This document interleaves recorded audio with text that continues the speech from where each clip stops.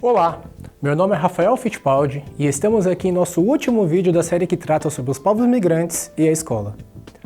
No vídeo anterior, falamos sobre a diversidade de povos que compõem a rede municipal de ensino de São Paulo, como superar a barreira inicial das diferenças de línguas e a importância do acolhimento, não só dos estudantes, mas também de seus familiares, desde o momento da matrícula. Agora, vamos abordar as práticas pedagógicas que promovem a valorização da diversidade.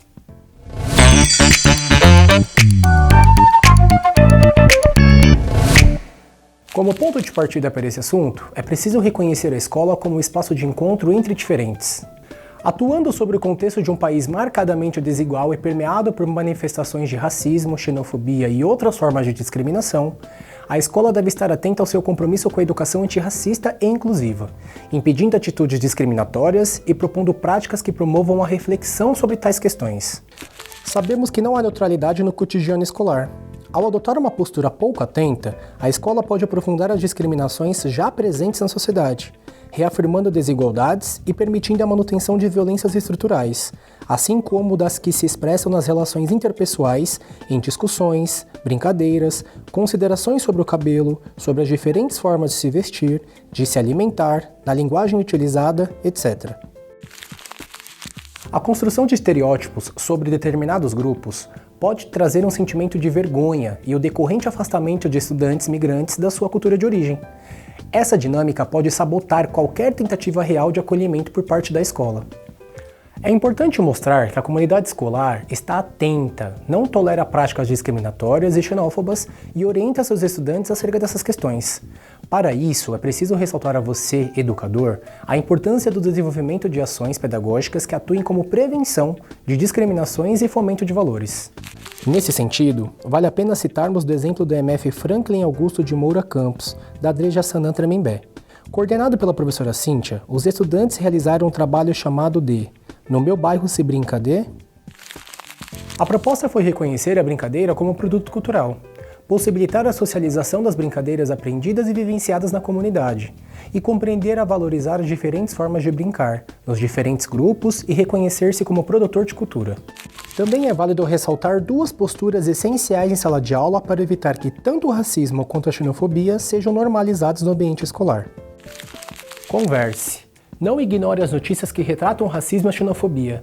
Problematize e converse com a criança, ela entende. Fale da importância de não reproduzir atitudes racistas e xenofóbicas com os colegas e a conduza a não admitir que façam isso com ela. Racismo não é normal. A criança negra deve saber que pode sempre contar aos familiares e professores qualquer coisa que lhe cause desconforto. O silêncio envolve a questão étnico-racial, seja na escola ou na família. Não oferece repertório para que a criança enfrente essas discriminações presentes na sociedade. Não faça piadas racistas e xenofóbicas. Não reproduza comentários generalistas como bolivianos são isso ou haitianos são aquilo. As crianças possuem um radar e captam para além do dito, por mais que estejam distraídas brincando. Cuidado com o que fala, repense o que fala. Isso forma opinião, forma identidades, não é mimimi. Outra iniciativa interessante foi o concurso Turbantes, Crespo, Trançado e Cacheado, organizado em 2016 da MF Antônio Duarte de Almeida, da Dre Itaquera. A partir da escuta em reuniões aos finais de semana, dedicadas a mães migrantes, dentre elas bolivianas, e de um número significativo de angolanas e de mulheres de outros países africanos, a escola realizou o concurso para a valorização de cabelos de estudantes migrantes e brasileiras. A xenofobia explicita a falta de conhecimento daquele que reage de forma xenofóbica. O desconhecimento leva ao medo, uma vez que associa a população migrante a uma suposta ameaça. Diante desse medo, adota-se uma postura de não reconhecimento da condição humana que compartilhamos com essas pessoas. Sabemos que tais atitudes de hostilidade e violência não têm como alvo todas as pessoas migrantes, mas especialmente população migrante negra, indígena e de países em situação de vulnerabilidade social. E, em tempos de pandemia de Covid-19, vimos o aumento de casos de xenofobia em relação a migrantes asiáticos, particularmente chineses. Os casos de discriminação e xenofobia podem ser discretos ou escancarados, silenciosos ou berrantes. O ponto em comum é que deixam marcas e traumas nas vítimas, e por isso devem ser discutidos. É preciso saber como acontecem no dia a dia da escola para redimensionar nosso olhar e elaborar formas de intervenção positiva. Não trabalhar diante de situações de discriminação e xenofobia, de forma deliberada ou inconsciente, nos torna coniventes com essas violações cotidianas. Diante das desigualdades, devemos combatê-las e desnaturalizá-las. Na presença das diversidades e diferenças, é necessário reconhecê-las, compreendê-las e incorporá-las. Não achar natural que uma criança de origem boliviana não se relacione com os demais da turma, ou que um adolescente nordestino ouça comentários sobre seu jeito de falar. É o primeiro passo. Muitas situações demandarão de você, enquanto educador, uma reflexão densa sobre nós mesmos, nossos modos de pensar, limites e preconceitos. Adotar uma postura de diálogo e abertura ao novo, assim como refletir sobre a valorização da diversidade cultural nos espaços escolares, nem sempre nos darão informações precisas sobre como devemos agir em determinadas situações. Entretanto, certamente nos proporcionarão recursos para buscar e encontrar caminhos possíveis para a acolhida de todas e todos. Agora que falamos sobre as questões de preconceito e xenofobia, vamos falar de agentes fundamentais dentro das unidades escolares para promover práticas educacionais baseadas na igualdade, respeito e acolhimento. O primeiro deles são os membros da chamada equipe gestora, ou seja, que fazem parte da administração e coordenação de recursos e das ações curriculares propostas nos projetos políticos pedagógicos. Bons exemplos de práticas que podem ser utilizadas por esses profissionais são a realização de festas e sarais temáticos, voltados para a família, inclusive com a possibilidade de se degustar pratos típicos dos países dos estudantes migrantes. Também é preciso estar atento para a crescente presença de migrantes no corpo de funcionários da unidade educacional, e como isso pode ser enriquecedor, especialmente para os estudantes, já que podem se reconhecer naquele que ocupa uma posição dentro da instituição, seja educador, diretor, coordenador, assistente, favorecendo a identificação daquele como um lugar que também lhe pertence. Para os familiares desses estudantes, a presença de funcionários migrantes pode trazer conforto e confiança na escola. E claro, precisamos ressaltar que você, educador, é um dos grandes agentes de promoção de boas práticas nas escolas, já que está diretamente e diariamente em contato com os estudantes. Mas como disseminar valores de equidade, tolerância e respeito dentro da sala de aula? O processo de promoção da aprendizagem deve contar com técnicas e metodologias que incentivem a partilha e a produção de conhecimento conjuntamente na sala de aula. Tendo isso em mente, precisamos partir da premissa que bebês, crianças, adolescentes, jovens e adultos migrantes possuem conhecimentos construídos a partir das experiências de suas famílias e comunidades, ou ainda em seus locais e culturas de origem, e dar espaço e oportunidade para compartilhar esses conhecimentos é muito valioso, inclusive para que estudantes brasileiros possam acessar esse repertório latente no cotidiano educacional.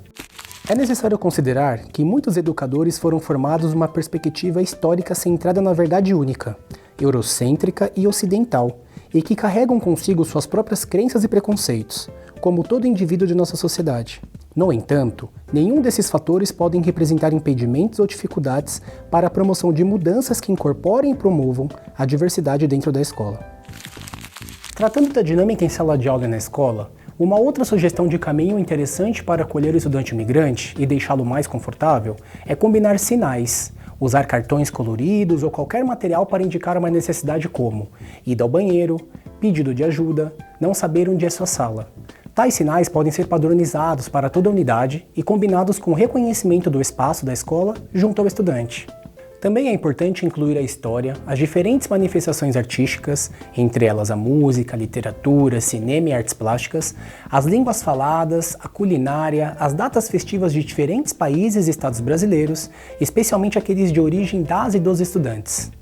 Outras questões podem ser apresentadas a partir das atividades desenvolvidas. As possibilidades educativas são múltiplas. Apresentamos aqui apenas algumas ideias de atividades sugeridas por educadoras da rede. Na educação infantil, são sugeridas atividades como livros com protagonistas migrantes, sobretudo as nacionalidades que temos na rede municipal de ensino, bonecas e bonecos de diferentes tonalidades e características, cabelos crespos e curtos, tranças, cabelos lisos com pele clara, escura, representando diversidade étnica e racial, contos de princesas, rainhas e super-heróis de outros países, para permear o imaginário infantil, como por exemplo, de princesas africanas e asiáticas. Convide as famílias migrantes para a contação de histórias, realização de culinária de seus países. Imagens do espaço escolar que representem a diversidade racial ou cultural, através de painéis, murais, por exemplo. Para o ensino fundamental 1, além das práticas citadas para a educação infantil, também é possível propor construção de cartões postais com imagens de pontos turísticos dos diferentes países, construção de um jornal ou revista com temáticas como O Mundo é Aqui, contando feitos interessantes ou informações sobre os países de origens dos migrantes da escola, produção de culinária das diversas regiões, teatro dos contextos sociais vivenciados nos diversos países. Entrevista escrita, filmada e editada com familiares migrantes. Já no ensino fundamental 2, médio e EJA, podemos utilizar em nossas práticas, contar a história a partir de outras narrativas, não somente europeia. Desfile de roupas dos diversos países confeccionados pelos estudantes. A EJA pode aproveitar aqueles que tenham a prática para costurar. Construção de jogos dos países, regras e normas. Conhecer e refletir a partir das obras de artistas de diferentes áreas, como música, literatura e artes plásticas e visuais. Por fim, é importante compreender que ao chegar em nossas escolas, estudantes migrantes se deparam com diferentes desafios, como o aprendizado de uma nova língua, a criação de vínculos com novos colegas, o estabelecimento de confiança com os professores e a integração à cultura da comunidade escolar brasileira. Há também a dificuldade de muitos familiares em auxiliar esses estudantes em seus processos de aprendizado. O desempenho dos bebês, crianças, jovens e adultos migrantes, dentro das escolas, passa necessariamente pelo tipo de atenção e interação que recebem dos profissionais da unidade escolar, incluindo você. Por isso, quanto mais reconhecidos e valorizados, maiores são as possibilidades de inclusão, aprendizagem e sucesso escolar. Agradeço muito a sua atenção até aqui e até qualquer hora.